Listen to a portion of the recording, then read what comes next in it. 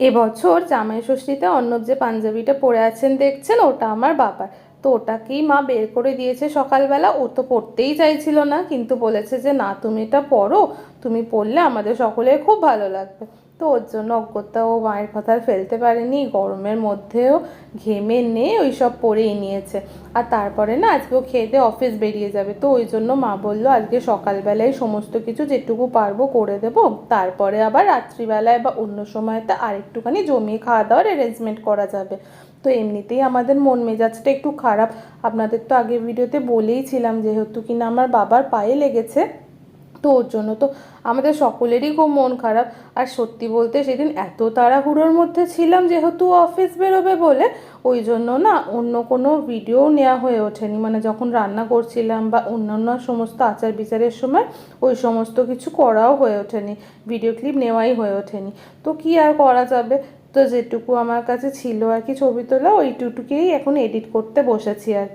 আগের বছর ষষ্ঠীতে আমাদের নতুন বাড়িটা হওয়ার পরে তখন ওখানে মা ওকে ষষ্ঠী খাইয়েছিল, খুব সুন্দর করে জামাই ষষ্ঠীর অ্যারেঞ্জমেন্ট করে খাইয়েছিল। সেদিনও অফিস বেরিয়েছিল, তো আজকেও বেরোবে, কিন্তু এবছর মা বলেছিল যে না, তোমাদের কিন্তু আমাদের এখানেই আসতে হবে, আর আমি এখানে তোমাকে অফিস বেরোনোর আগে যেটুকু করে রাখতে পারবো করে খাওয়াবো।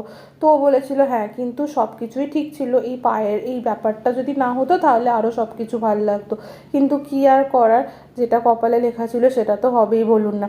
এখানে দেখুন দুজনকেই, মানে ছেলে দুটোকে অর্ণবের সাথে আসন পাতিয়ে সুন্দর করে বসিয়ে দিয়েছে। আর আজকে মানে যেগুলো রান্না হয়েছিল সকালবেলা, ভাত, 5 রকম ভাজা, তার মধ্যে ছিল আলু ছিল, কাঁকরোল ছিল, পটল ছিল, শাক ছিল, আর বাটা মাছ ভাজা ছিল। আর তার সাথে সাথে ছিল চিংড়ি মাছের মালাইকারি, আর কাতলা মাছের একটুখানি ওই দই দিয়ে ভাপানো মতো, মানে পাতুরিও বলা চলে আবার ভাপাও বলা চলে। তার সাথে চাটনি, পাঁপড়, মিষ্টি, দই, সন্দেশ, ফল, চিড়ে মুরগি, এগুলো তো ছিলই। আর জানেন তো, প্রত্যেকটা পদ কিন্তু মা একদম ভোরবেলা উঠে রান্না করেছে।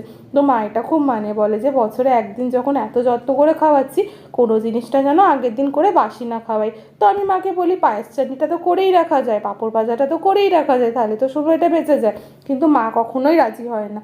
তো এটাই মায়ের ইচ্ছা, সেটাই আর কি। হ্যাঁ, এখানে দেখুন ছেলে দুটো আগে একটা শাক সন্দেশ তুলে নিয়ে খেতে শুরু করেছে, আবার কিনা হাত বাড়াচ্ছে, ওকে আবারও দিতে হবে। তো এই সমস্ত খেতে তো ওরা পুরো ওস্তাদ, কিন্তু কি আর করা যাবে, ওদেরকে সকালবেলা খালি পেটে সন্দেশ দিতে চাইছিলাম না, কিন্তু ওর বাবা সেসব তো আর শুনছিলই না, তো আগেই দিয়ে দিচ্ছিল। তো বাবা এখন ভিডিওর সামনে আসতে চাইছিল না, বলছিল যে আমার পাটা দেখা যাবে, তুই আর আমাকে ভিডিওতে দেখাস না। তো আমি বললাম কিছু অসুবিধা নেই, বলো, তুমি তো আর এটা ইচ্ছা করে করোনি, এটা এখন তোমার হওয়ার ছিল, তাই জন্যই হয়েছে। তো এই সমস্ত সবাই বলছে, হাসি ঠাট্টা গল্প গুজব করছে, আর অন্নবা ছেলে দুটো বসে খাচ্ছে। আর এই যে পাশগুলো এই যে সুন্দর করে মালা দিয়ে সাজানো হয়েছিল, ওইখানেই দুটো মালা বেঁচেছিল, তো ওই দুটো মাছ নাতিদের গলায় পরিয়ে দিয়েছে আর কি। আর এই যে জামাই ষষ্ঠীর এত রকম আয়োজন দেখছেন, মিষ্টি থেকে শুরু করে ফল, চিড়ে মুরগি, বাজার, মাছ মাংস, সব কিন্তু মা একার হাতে বাজার করে এসেছে, আমরা তো তখন এখানে ছিলামও না। তো আমি তো ওই জন্য বলেও ছিলাম আগের ব্লগে আপনাদেরকে, খুব রাগারাগি করছিলাম কি তুমি একবারও কেন জানাওনি যে এত শরীর খারাপ হয়ে গেছে, তারপরে তোমাদের এত অসুবিধা হয়েছে, তাহলে তো আমরা চলেই আসতাম আগে আগে।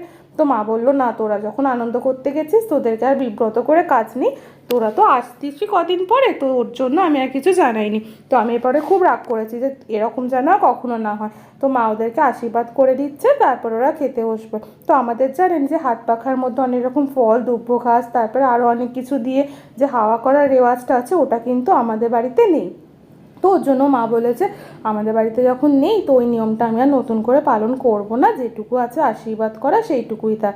তো আজকের ভিডিওটা খুবই শর্ট অ্যান্ড সিম্পল ছিল, সেরকম কোনো ক্লিপও ছিল না, তাও আপনাদের সাথে শেয়ার করলাম, আশা করি আপনাদের ভালোই লেগেছে। তো যদি ভালো লাগে আমার চ্যানেলের ভিডিও দেখতে, তাহলে চ্যানেলটা আপনারা অবশ্যই সাবস্ক্রাইব করে নেবেন।